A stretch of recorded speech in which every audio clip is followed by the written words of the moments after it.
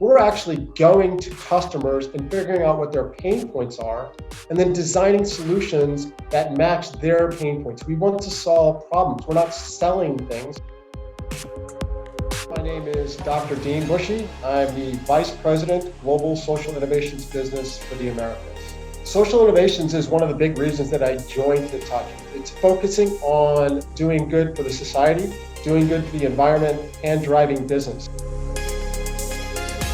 Here in the Americas, seek new opportunities across mobility, energy, transportation, security, and resiliency. It's just an exciting time with the advancements in IT and OT and technology. So we're looking at mobility and mobility as a service across several different verticals. So that's an enhancement and optimization of the transportation system, whether it's frictionless travel, or several municipalities that are getting funding to get their transportation system going. We're also looking at EVs and EV as a service across the full spectrum of the electrification of vehicles. And we're looking at fleet tracking. So as these last mile delivery trucks that are out there, we all see them all over the place.